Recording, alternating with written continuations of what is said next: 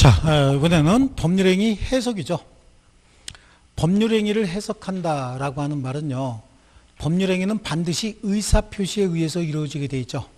그래서 법률행위 해석은 다른 말로 의사표시 해석이다 라고 볼 수 있는데요.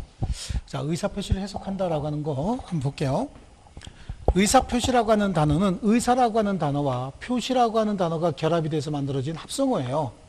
이 사람이라고 생각을 하고요. 사람 머릿속에 있는 생각 있죠, 이거. 이 생각을 의사라고 합니다. 이 의사가 바깥으로 표출되는 걸 표시라고 얘기를 하는데요. 이 의사는 둘로 나눠 볼 수 있어요. 내심적 효과 의사다. 진정 마음속으로 바라는 사항을 내심적 효과 의사다. 이 의사는 그냥 우리가 배가 고프면 밥을 먹어야 되겠다. 졸리니까 자야 되겠다. 그렇죠? 이런 의사가 아니라 법률 관계에 작용하는 의사이기 때문에 내가 이런 표시하게 되면 이런 효과가 생길 것이다 라고 하는 걸 예측하는 의사거든요.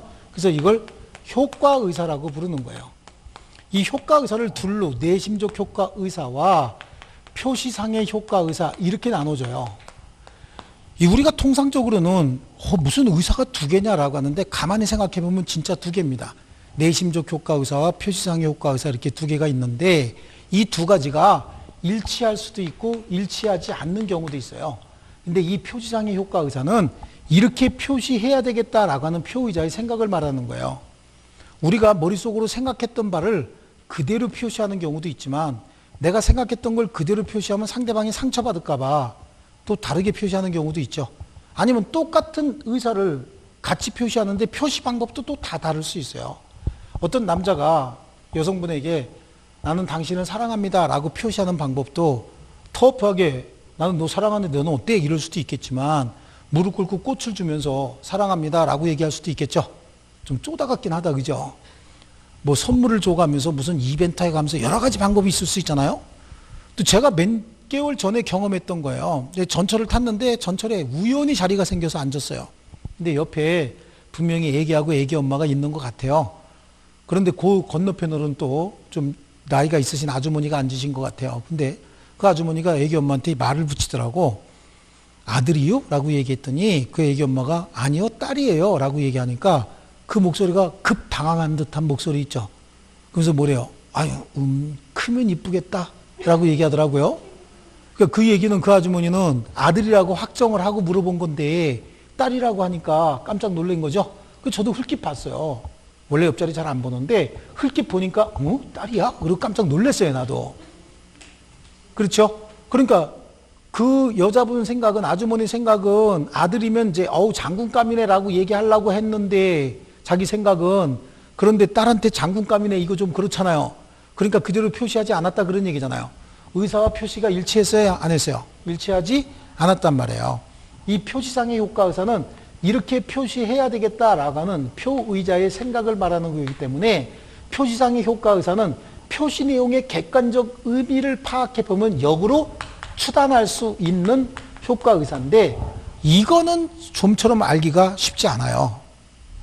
자, 이때 이제 내심적 효과 의사와 표시상의 효과 의사, 즉 마음속으로 바라는 사항과 표시 내용이 서로 다를 때 어떤 걸 중심으로 의사표시를 해석해 줘야 되느냐 이런 문제가 생기는 거예요. 두 개가 같으면 어떤 걸 중심으로 하든 똑같잖아요. 그렇죠? 그러니까 달랐을 때 내심적 효과 의사를 중심으로 의사표시를 해석해 줘야 된다라고 하는 걸 이걸 자연적 해석이다라고 얘기하는 거예요. 뭐든지 자기가 의도했던 바대로 이루어지는 게 정상적인 거거든요. 그래서 이걸 자연적 해석이다라고 얘기를 하고 표시상의 효과 의사를 중심으로 법률행위를 해석해야 된다라고 하는 걸 이걸 규범적 해석이다 이렇게 얘기를 하는 겁니다. 보통 자연적 해석은요, 당사자가 진정 마음속으로 바랬던 사항을 기준으로 해석한다.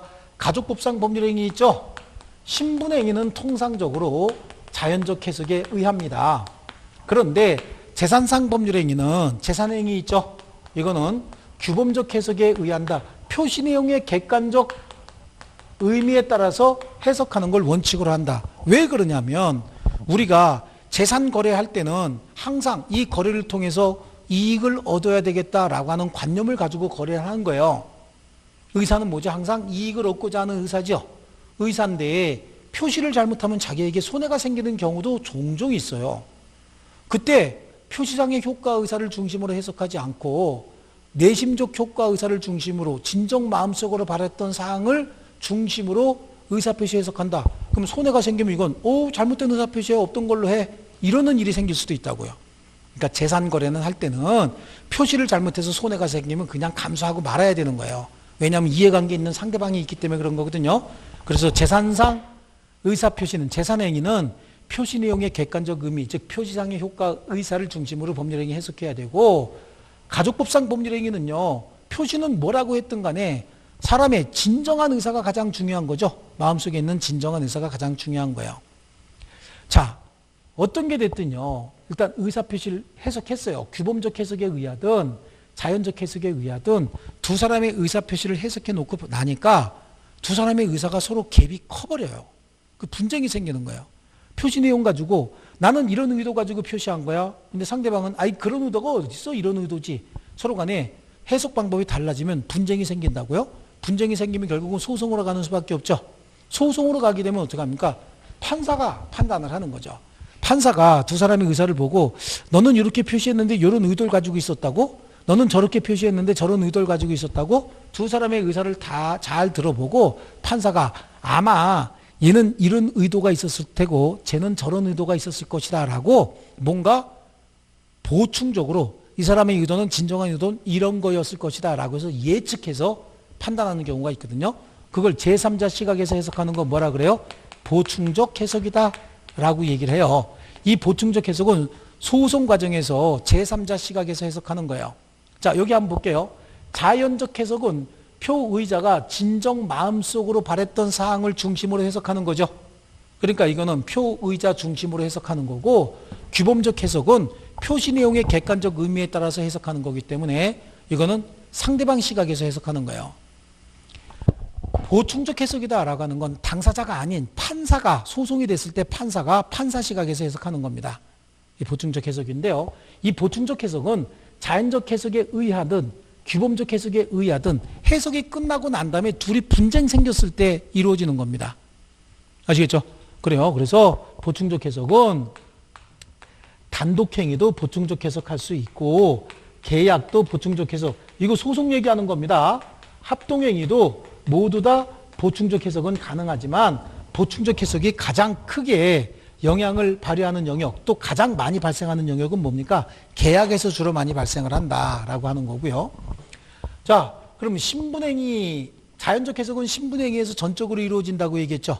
그리고 재산행위는 표시상의 효과의사, 즉 규범적 해석에서 전적으로 이루어지는데, 신분행위가 아닌 재산행위도 거래 안전과 상대방 보호가 필요 없는 경우가 있어요. 어떤 경우냐면 상대방 없는 단독행위 있죠. 상대방 없는 단독행위는 상대방이 존재하지 않아요. 상대방이 존재하지 않고 표의자만 있으니까 상대방의 거래 안전을 생각할 필요가 없잖아요. 내가 소유권을 포기하는 거, 상대방 없는 단독행위, 우리 앞에서 유유제포 그랬죠. 유유자적하게 폼 잡고 다닌다 그래서 유유제포 그랬어요. 소유권을 포기합니다. 내가 소유권을 포기했는데 주머니에 있는 슬그머니 휴지를 버리려고 그랬어. 슬그머니 버린 휴지, 슬그머니 버린 양심, 그러죠? 양심을 버리려고 탁 던졌습니다. 휴지인 줄 알고. 근데 느낌이 이상해서 딱 쳐다보니까 사임당 누님이 날아가고 있네. 잘못 표시했죠? 내 의사는 휴지 버리려고 그랬는데 표시는 5만 원짜리 지금 날아가고 있다는 얘기잖아요. 의사와 표시가 일치하지 않았죠?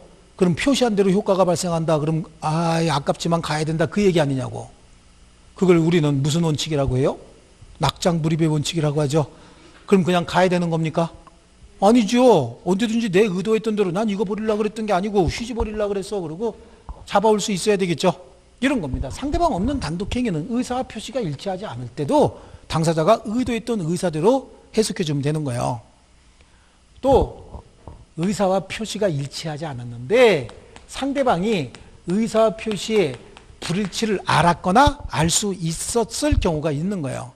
예를 들어서 960만 원짜리 매매를 하면서 견적서를 미리 보냈어요. 물건은 960만 원짜리입니다 라고 견적서를 보냈는데 실제 계약서 쓸 때는 960만 원을 잘못 써서 690만 원으로 써버렸다는 거예요. 그럼 표시는 얼마에 했어요? 690만 원으로 표시했죠. 근데 실제 매매 대금은 얼마예요? 960만 원이잖아요. 표시는 690만 원에 했다고 해서 690만 원의 매매 계약이 성립하는 게 아닌 거예요. 미리 뭐가 가 있어서 견적서가 가 있었기 때문에 960만 원짜리라는 거 알았고 또 표시가 잘못됐다는 거 알고 있었겠죠. 이런 경우에는 690만 원의 매매 계약이 성립하는 게 아니라 960만 원의 매매 계약이 성립하는 거예요. 상대방이 의사 표시를 알았거나 알 수 있었을 경우에 그 다음에 오표시 무효의 원칙이라고 하는 게 있어요. 잘못된 표시는 법률행위에 영향을 미치지 않는다라고 하는 원칙입니다. 이게 오표시 무해의 원칙이다라고 하는데, 자, 이거는 나오면 맨날 사례가 이거죠. 갑하고 을이 갑소유 부동산에 관해서 매매계약을 체결하는데 갑이 부동산을 두 개를 가지고 있어요. A 부동산과 B 부동산을 가지고 있는데 둘 사이에 매매하고자 했던 매매의 의도가 있던 부동산은 A 부동산이에요. A 부동산인데 두 사람이 다 집원을 착오를 일으키고 있는 거야. 이걸 B 부동산이라고 보고 이걸 A 부동산이라고 보는 거예요. 원래는 이게 A고 이게 B인데요. 그래서 을도 이거 보고서 어우 땅 좋아요. 갑도 이거 팔라 그랬어요. 그렇게 얘기했어요. 근데 원래는 매매계약서에 A라고 써야 되잖아요. 근데 두 사람 다 집원에 지금 번지수 착각을 하고 있죠. 그럼 두 사람이 매매에 관한 매매 합의는 A에 관해서 합의가 있었잖아요. 계약은 A에 대해서 합의한 거 맞죠? 근데 집원을 착각하고 있으니까 표시는 뭐라고, 계약서에는 뭐라고 표시했을까? B로 표시해서 소유권 이전 등기까지 된 거 아니겠어요? 이거 소유권 이전 등기예요. 쇠등이 아니라. 아시겠죠? 소유권 이전 등기까지 해줬다라고 하는 거예요. 그러면 B에서는 매매계약 한 적이 있나요? 없나요? B에 대해서 매매계약 한 적이 있어요? 없어요? 없습니다. 매매는 어디에 대해서 이루어졌던 거예요? A. 그러니까 합의는 A에 대해서 이루어졌으니까 이 합의는 완전히 유효입니다. 유효인데 쓰기만 잘못 쓴 거 아니냐고. 표시만 잘못했죠? 그러니까 B에 대한 표시는 뭐고요? 이거는 무효입니다. 그러니까 소유권 이전 등기도 뭐가 되는 거야? 무효가 되는 겁니다. 그러면 을은 A에 대해서 소유권 취득하기 위해서 A 부동산에 대한 소유권 이전 등기를 청구하면 되는 거고, 갑은 B 부동산에 대해서 얘 이름으로 격려된 등기는 무효 등기니까 무효 등기 말소 청구하면 되는 거겠죠. 여기는 A에 대해서 갑도 A 부동산 팔라고 했고 을도 A 부동산을 살라고 했던 거예요. 그러니까 두 사람의 의사는 완전히 일치해서 여기는 상호간에 착오가 있었다 없었다? 착오는 없었다는 얘기예요. 둘 다 A를 살라고 했는데 실제 A를 산 거예요. 그래서 가서 점유는 을이 지금 줄넘기 하고 있다 그러면 여기 와서 줄넘기 하고 있는 거잖아요. 지가 본 물건이 이거고 갑도 이거 판 거 아니겠어요? 그러니까 줄넘기 하면서 아이고 내 A 부동산, 아이고 내 A 토지 그러는 게 아니라 아이고 내 B 토지 이러고 있죠. 하지만 본질이 바뀌는 건 아니잖아요.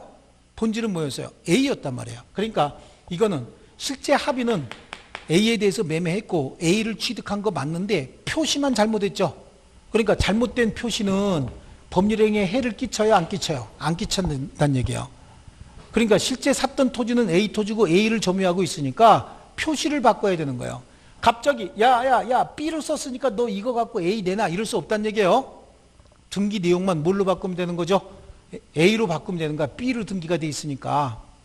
아시겠죠? 그래서 소유자는 B 부동산에 대한 무효 등기 말소 청구하는 거고 매수인은 A 부동산에 대한 소유권 이전 등기 청구할 수 있는 겁니다. 그래서 잘못된 표시는 법률행위에 영향을 미치지 않는다. 아시겠죠? 요거예요. 그래서 이건 간단하게 원래 재산상 법률행위는 표시상의 효과 의사, 즉 표시 내용의 객관적 의미에 따라서 해석하는 거라고 했잖아요. 그렇죠? 그럼 뭐만 알면 되는 거죠? 자연적 해석만 알면 되는 거예요. 자연적 해석은 뭐라고 표시했던 신분행위, 가족법상 법률행위는 당사자의 진위가 가장 중요한 거지 속마음은 그렇지 않은데 혼인까지 해서 산다. 이거 너무 비극적이지 않습니까? 대답이 별로 없네. 그렇죠? 하긴 뭐 마음보다 더 중요한 게 돈이지요? 돈 많으면 마음이야. 뭐 가는 거지 뭐. 그죠? 근데 그 또 우리 교과서에서까지 그렇게 얘기할 수는 없잖아요.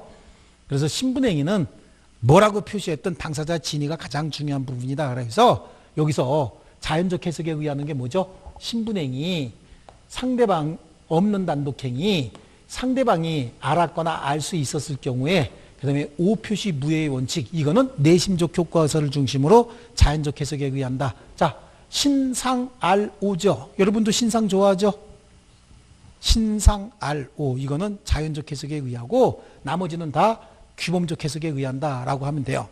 자, 그럼 이제 보세요. 이게 이제 의사표시 해석 방법이 이렇다라고 한다면, 자, 의사표시의 해석 기준은 그럼 어떤 게 되느냐라고 하는 거예요. 해석 기준. 해석 기준은 먼저 의사표시 해석할 때 가장 중요한 건 당사자가 의도했던 목적이 뭐냐예요. 의사표시를 해석할 때 두 사람이 의사표시를 통해서 취득하고자 했던 권리의 내용, 이게 법률행위의 목적이잖아요.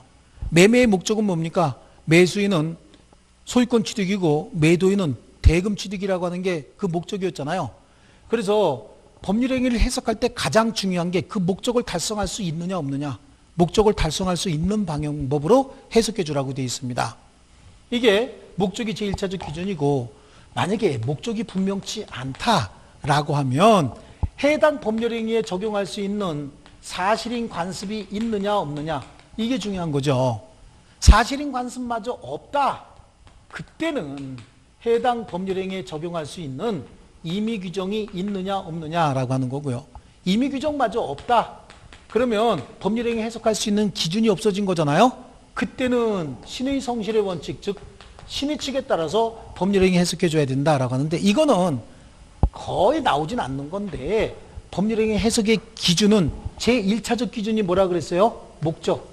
제2차적 기준이 사실인 관습, 제3차적 기준이 임의 규정, 마지막 기준이 신의 측이죠. 그래서 앞글자만 가지고 가면 뭐야? 목사, 임신이죠. 요 순서, 요거는 순서만 그냥 알고 계시면 돼요. 순서만. 어떠한 경우 뭐라고 말로 꼬시든 간에 관계없이 법률행위 해석할 때 제1차적 기준이 뭐라고요? 당사자가 의도했던 목적이다. 이해하셨죠? 자, 좋습니다. 그럼 보세요. 조금 더 나아가서 의사표시의 본질이 뭐냐? 의사표시 중에서 가장 중요한 게 당사자가 의도했던, 그죠? 내심적 효과 의사를 중심으로 하는 의사가 의사표시의 본질이냐, 아니면 표시 내용의 객관적 의미가 의사표시의 본질이냐. 어떤 학자들은 의사표시에서 더 중요한 부분은 의사다라고 하는 학자들이 있는가 하면, 어떤 학자들은 아니다, 의사보다는 표시가 더 중요하다라고 하는 학자들도 있어요. 여러분 생각은 의사가 더 중요합니까? 표시가 더 중요합니까? 그렇죠. 의사가 중요하다는 사람들도 있고 표시가 더 중요하다는 사람들도 있는데, 학자들도 그렇게 얘기합니다. 이걸 뭐라 그래요? 의사주의라고 하고 이걸 표시주의라고 하는데, 전 세계 어느 나라 민법이든 우리 민법은 무조건 의사주의다, 우리 민법은 무조건 표시주의다, 그러진 않습니다. 두 가지를 적당히 가미하는 걸 뭐라 그럽니까? 절충주의다, 이렇게 얘기를 하거든요. 우리 민법도 그래요. 우리 민법도 가족법상 법률행위 있죠. 신분행위. 신분행위는 절대적으로 의사주의에 의합니다. 그런데 재산상 법률행위는요, 대부분이 표시주의고 일부는 의사주의에 의하는 경우가 있죠. 그렇죠? 그래서 우리 법률행위 해석할 때 가족법상 법률행위는 의사주의에 의하되, 재산상 법률행위는 대부분이 표시주의고 일부는 의사주의가 포함되어 있으니까 그걸 뭐라 그럽니까? 절충주의라고 하죠. 절충주의인데, 표시주의의 기운 절충주의다, 이런 얘기를 합니다. 아시겠죠? 자, 그래서 우리 책으로 가면 법률행위 해석인데, 법률행위 해석은 의사표시의 해석이다라고 하는데요. 자, 넘겨보세요. 거기 무슨 무슨 달러 표시 이런 것도 있는데 넘겨보십니다. 해석 방법입니다. 해석 방법에 규범적 해석이 있고 오른쪽 페이지에 자연적 해석이 있죠. 자, 규범적 해석 옆에다가 하나 써놓을게요. 재산상 법률행위. 재산상 법률행위. 오른쪽에 가면 자연적 해석이 있죠. 자연적 해석. 거기는 뭘 써놓으면 돼요? 신상RO 쓰면 되는 거죠. 신상RO 이렇게 써놓으면 돼요. 거기 밑에 있는 오표시 무효의 원칙이 이거 얘기하는 거잖아요. 오표시 무효의 원칙, 요거 얘기하는 거고요. 자, 그 다음에 한 장 또 넘겨보십니다. 넘겨보시면 보충적 해석이 나오죠. 이 보충적 해석이다라고 하는 건 자연적 해석이나 규범적 해석을 마무리하고 필요한 해석이 보충적 해석이에요. 이 보충적 해석은 자연적 해석과 규범적 해석에 의해서 법률행위 효력을 성립이 확정되었으나가 아니라 효력이 확정되었으나라고 하는 게, 그 법률행위 내용에 간극이 있을 때 이를 보충하는 것이다 라고 하는 겁니다. 그래서 보충적 해석은 제3자 시각에서 해석하는 걸 얘기하는 거예요. 자, 그 위에 있는 문제 한번 볼까요? 문제에 갑은 을에게 엑스토지를 98만 원에 매도하려고 했는데 잘못해서 89만 원으로 기재했고 을이 승낙했답니다. 그렇죠? 그러면 의도는 뭐였었어요? 98만 원이었죠? 근데 표시는 얼마에 됐습니까? 89만 원으로 표시했죠? 그런데 엑스토지의 시가가 158만 원으로 폭등하자 갑이 병에게 엑스토지를 158만 원에 매도하고 소유권 이전 등기까지 해줬답니다. 아, 이건 뭐야? 이중매매 했네. 그죠? 그죠? 이중매매 했잖아요. 98만 원짜리 89만 원에 계약서 한번 쓰고 그 다음에 다시 한번 158만 원에 딴 사람에게 이중매매 했죠. 틀린 거 찾습니다. 을은 갑과 병사의 매매 계약을 사기를 이유로 취소할 수 없다. 사기가 성립돼. 이중매매는 모르지만 사기는 아니죠. 사기는 아니고 갑과 을 사이의 매매 계약은 특별한 사정이 없는 한 89만 원에 성립합니다. 원래는 재산상 법률행위니까 원칙이 뭐라 그랬어요? 표시주의라고 얘기했죠. 규범적 해석이잖아요. 그 다음에 병은 을 명의로 이루어진 소유권 이전 등기 말소, 직접 말소 청구할 수 없어. 이중매매하고 지금 결합이 된 겁니다. 직접 말소 청구할 수 없고요. 만일 갑과 을이 제곱미터당 98만 원에 합의하였으나 제곱미터당 89만 원으로 기재되어 있다. 합의했다는 얘기는 상대방이 알았거나 알 수 있었다죠. 이 경우에는 얼마의 매매계약이 성립합니까? 98만 원의 매매계약이 성립하고 착오는 성립합니까? 안 합니까? 착오는 존재하지 않는다라고 얘기를 했죠. 여기 5표시 무효의 원칙에 착오는 존재하지 않습니다. 합의한 대로 계약이 성립하는 거예요. 98만 원에 합의했는데 표시는 89만 원에 했어도 표시한 대로가 아니라 뭐라고요? 합의한 대로 계약이 성립하는 겁니다. 만약에 갑의 배임행위에 적극 가담한 병으로부터 선의의 정의 엑스토지를 취득했다. 아, 이중매매 적극 가담했답니다. 이 경우에 정은 갑과 병 사이의 매매 계약에 유효를 주장할 수는 없지요. 전득자가 절대 보호되지 않는다고 아까 이중매매에서 공부했잖아요. 이거 이중매매는 이런 식으로 해서 조금 어렵게 사례를 또 부여할 수도 있습니다. 자, 그 다음에 오른쪽 페이지로 가면 법률행위 해석의 기준이 나오죠. 법률행위 해석의 기준은 당사자가 의도했던 목적, 그 다음에 사실인 관습 한번 넘겨보시면요. 네, 사실인 관습, 임의 규정, 그 다음에 신의 성질의 원칙이다. 그래서 복잡하게 설명했는데 딴 거 볼 거 없습니다. 무조건 뭐죠? 순서, 목, 사, 임, 신 요 순서만 아시면 되는 겁니다. 아시겠죠?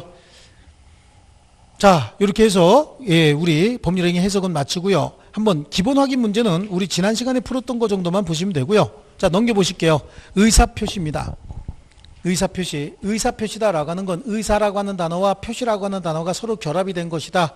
그래서 뭐 효과의사, 오른쪽에 보면 표시행위 뭐 이런 거 다 나오는데 그런 거 다 필요 없어요. 넘기세요. 의사표시에 관한 이론 중에서 의사주의와 표시주의가 있죠. 의사주의와 표시주의. 의사가 중요한 겁니까? 표시가 중요한 겁니까? 이런 얘기거든요. 그럼 우리 민법의 태도가 뭐냐? 이거 보시면 되는 거예요.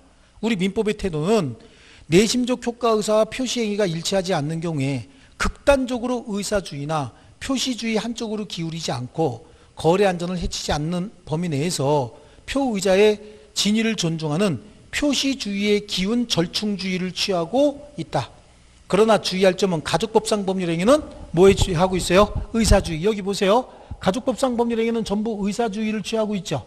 하지만 재산상 법률행위는 대부분이 표시주의고 일부 요거는 의사주의에 의하는 거잖아요. 그래서 표시주의의 기운 절충주의다 이렇게 얘기하고 있는 거다. 자, 그거 정도만 줄쳐 놓으시면 됩니다. 나머지는 이제 필요 없는 내용들이에요. 자, 그 다음에 81페이지 의사와 표시의 불일치 나오는 거죠.